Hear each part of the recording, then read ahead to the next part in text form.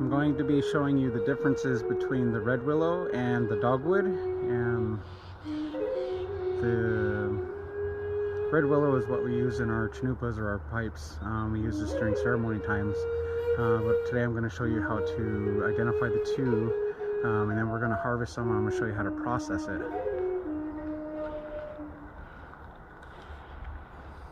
So this one over here is the dogwood. This is the common one that everyone mistakes for red willow. And it's really red. We're in January and it's bright red, and for years I mistook this plant for being the redwood. A lot of elders are still using this today, calling it the red willow, but it's actually not. It's called the dogwood. And how you can tell the difference between the two is if you look at the way the branches come off of the shoots. They actually come off in the same sides. And here's some that have been cut by the parks people.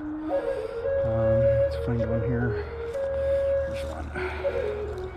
So you can see that on its branches they're growing off.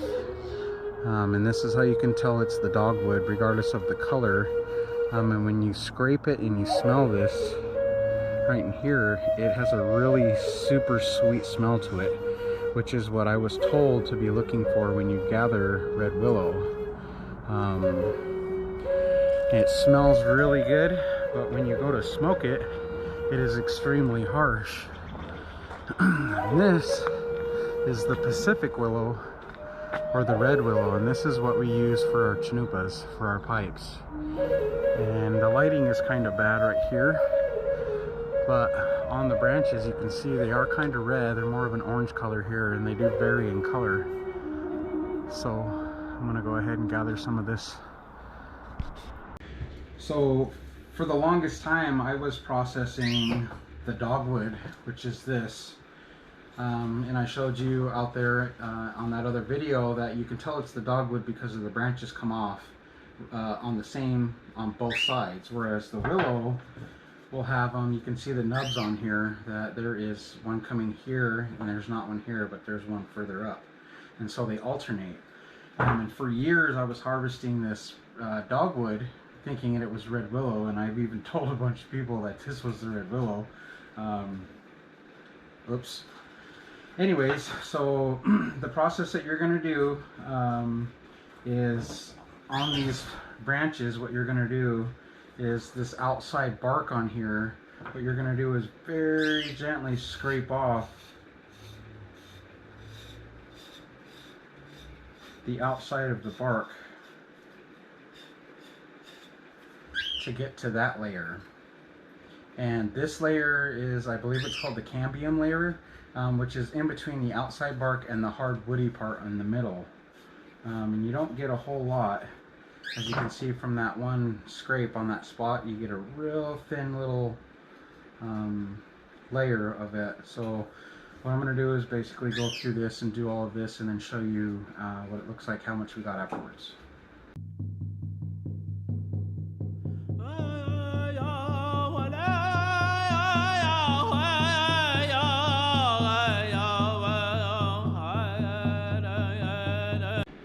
Alright, so I did 7 sticks, the sacred number.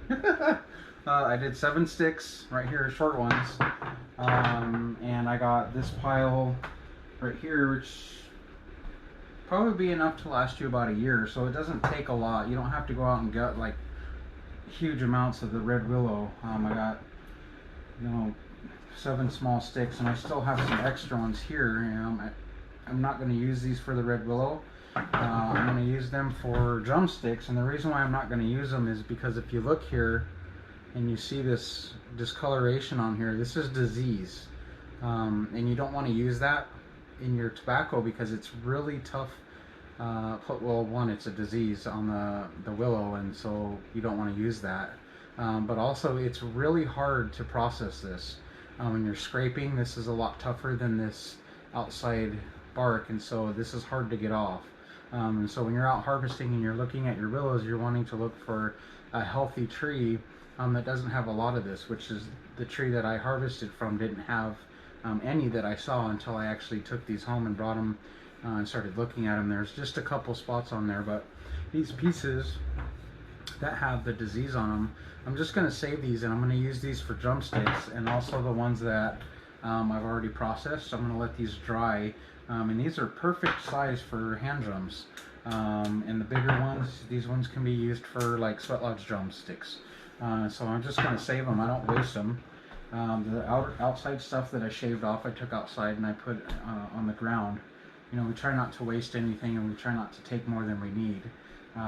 As you saw from the clippings that I took from the top of the branches, I actually replanted those in the ground to help promote more growth of these willows so that there'll be more next time.